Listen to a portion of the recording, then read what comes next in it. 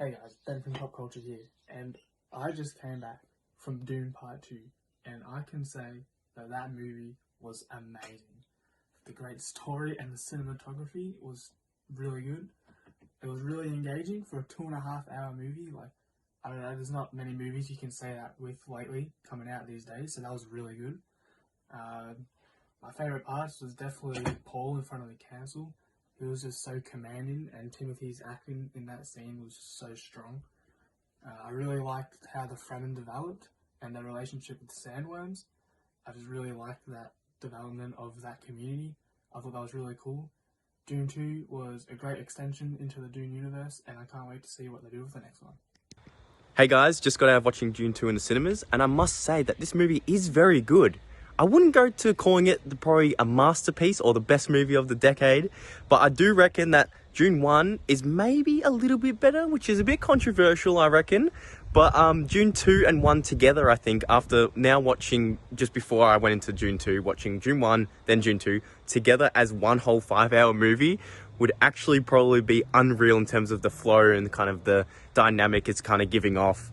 But I know obviously for mainstream audiences and just regular people rewatching, you don't want to rewatch a 5-hour movie. But I do think Dune 2 is a big step up in cinematography and acting, especially the acting. Timothy Chalamet kills it in the second one, and I absolutely love what he did with the character. I also really loved all the new additions in terms of the cast. Austin Butler does a fantastic job. I do think he was a bit underused, however. Not going to go into spoilers, but I do think it would be nice to see a bit more of him. And I think my only major gripe with the second Dune movie, which is why I kind of probably prefer the first one a bit more, is that the character development in this film, I felt like was very rushed in terms of the pacing wise. Aside from Zendaya and Timothy's characters, I think they had a great chemistry and bond and kind of development. However, I think all the other new additions, I think, was very kind of rushed over and kind of glazed over a little bit. But, like everyone is saying, it is a fantastic movie. You guys should see it in the cinemas with as best sound quality, even in IMAX if you guys can.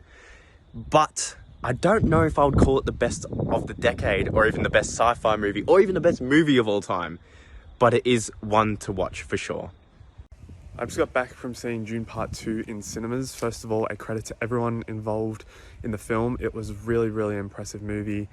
I don't think it was better than Dune Part 1, but it certainly was a great sequel.